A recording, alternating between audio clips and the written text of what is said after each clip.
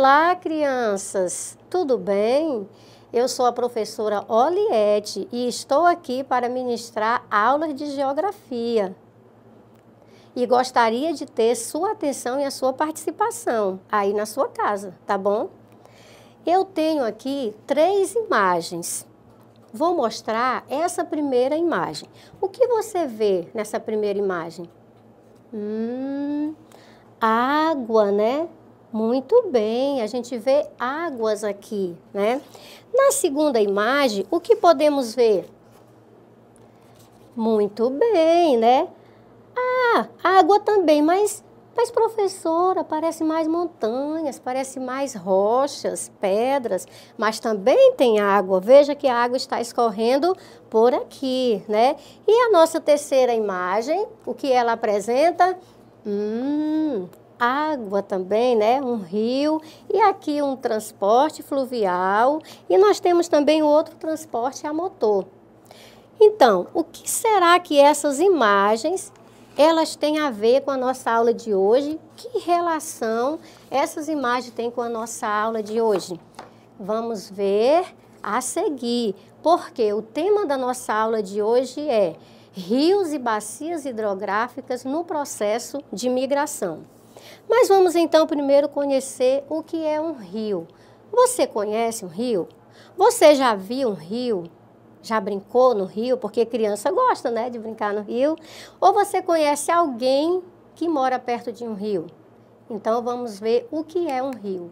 Rio é uma corrente de água natural que se dirige para o mar, para um lago ou para um outro rio. Então vejam aí, isso é um rio. O que nós acabamos de ler. Mas o rio, crianças, ele também tem suas partes que o compõem. Vamos conhecer as partes de um rio? Partes de um rio. O rio, ele tem as partes nascente, margens, leito e foz. Muito bem. As margens, eles são a parte que fica ao redor do rio. As matas, os barrancos. A nascente, o próprio nome já está dizendo de onde o rio nasce. E o leito? Bom, o leito, como vocês estão vendo aí na imagem, é o espaço que ocupa aquela água. E a foz é onde o rio despeja sua água, ou onde o rio deságua.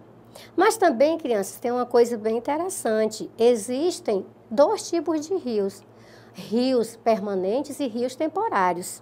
Os rios permanentes são aqueles que eles não secam, eles ficam cheios todo o ano, durante todo o ano. Pode até diminuir suas águas um pouquinho, mas eles não secam. Os rios temporários, já está dizendo, por tempo. Então, esses rios, eles chegam a secar, eles ficam cheios apenas na época de chuvas. Na estação chuvosa, porque na época que não tem chuva, a época da estiagem, eles secam.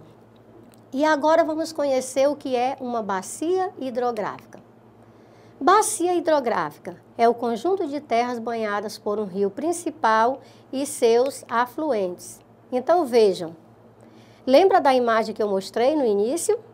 Como ela se parece?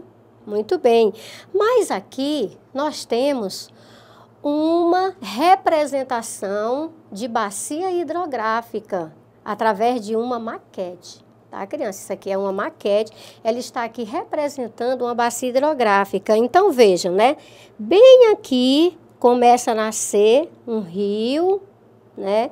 E tem os seus lados, e aqui nós temos a margem, aqui temos outra margem, aqui tem um leito, aqui tem uma foz. E vejam, prestem atenção que esses rios, eles vão se encontrar.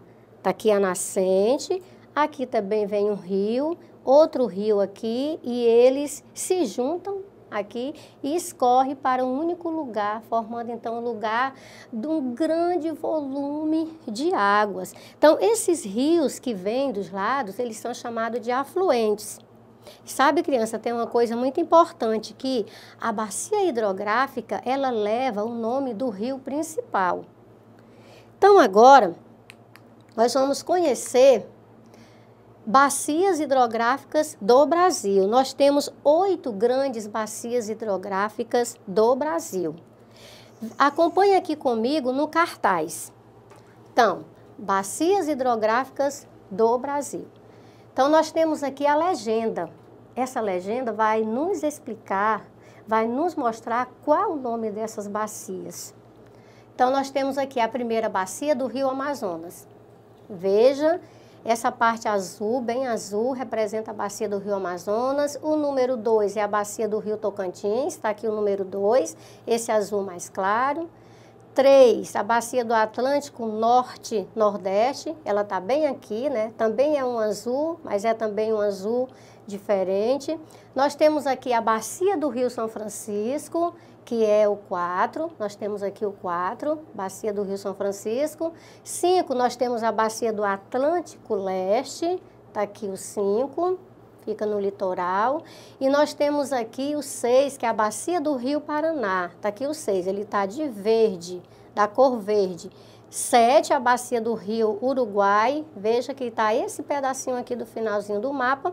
E 8, a bacia do Atlântico Sudeste. Observem, criança, nesse cartaz, onde está representando o mapa das bacias hidrográficas do Brasil, e me digam, qual é a bacia que mais se destaca nesse mapa? Olhe bem, preste atenção nos números. Qual é a bacia que mais se nota, que é mais nítida? Muito bem, é do número 1. E que bacia é essa? Bacia do Rio Amazonas. Muito bem, crianças. A bacia do Rio Amazonas, ela é a maior bacia do Brasil e do mundo. E ela leva esse nome, a bacia amazônica, por causa do Rio Amazonas. O Rio Amazonas é o seu rio principal. Então, vejam aí na tela que está aparecendo a imagem, essa lista vermelha é por onde, então, né, esse rio, ele corre, curso dele. Do lado nós temos também outra imagem mostrando, né? Mas também, crianças, no nosso estado do Acre, tem 2 grandes bacias hidrográficas. A bacia do Rio Purus e a bacia do Rio Juruá. A bacia do Rio Purus nasce no Peru. Entra no nosso território através do município Santa Rosa do Purus e passa por Manoel Urbano. Então, observe na imagem que essa cor bem azulzinha, como ela abrange quase todo o nosso estado. Então, vamos ver agora a bacia do Juruá.